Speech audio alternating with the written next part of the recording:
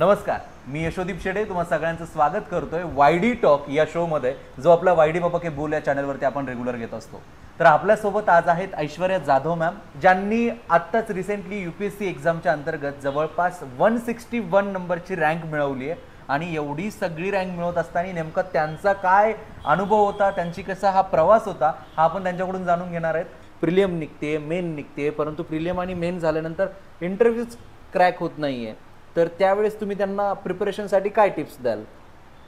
Interview म्हणजे थोडं subjective आहे. आपण सांगू नाही शकत की माझा इंटरव्ह्यू छान गेला तर मला एवढे मार्क्स मिळतील. सो स्ट्रॅटेजी अशी असते की आपण आपलं जे सिलेक्शन आहे ते इंटरव्ह्यू प्रूफ बनवायला पाहिजे. म्हणजे मेन्समध्येच एवढे चांगले मार्क्स आले पाहिजे की इंटरव्ह्यूमध्ये कमी मार्क्स जरी आले तरी आपलं सिलेक्शन झालं पाहिजे. बरोबर. आता ह्या वर्षीच्या लिस्टमध्ये पण भरपूर स्टुडंट्स आहे ज्यांना इंटरव्ह्यूमध्ये 275 मार्क्सचा इंटरव्ह्यू असतो, त्यांना 130-140 मार्क्सचा इंटरव्ह्यूमध्ये, जे कमी आहेत बट स्टील ते सिलेक्ट झालेत कारण त्यांचा मेन्सचा स्कोर खूप जास्त चांगला आहे.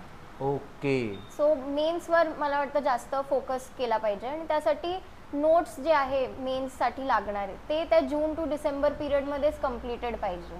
आणि एक महत्त्वाचा मुद्दा आपला एक बोलायचा राहिला, मॅमने कोणत्याही प्रकारचे ऑफलाईन कोचिंग आणि क्लासेस न करता ही पोस्ट मिळवलेली आहे.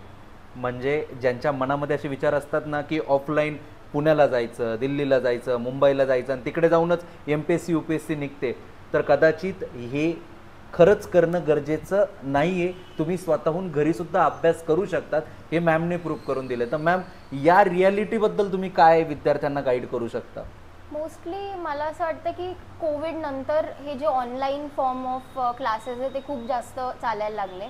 सो ते एक बेनिफिट झाला आहे की आपण घरी राहून करू शकतो. नाही तर आधी असं कंपल्शन काइंड ऑफ थिंग होती की क्लासेस करायचे तर तिकडे जावंच लागायचं. सो जे स्वतःमध्ये ज्यांच्यामध्ये डिसिप्लिन आहे ना ते घरून अभ्यास करू शकतात.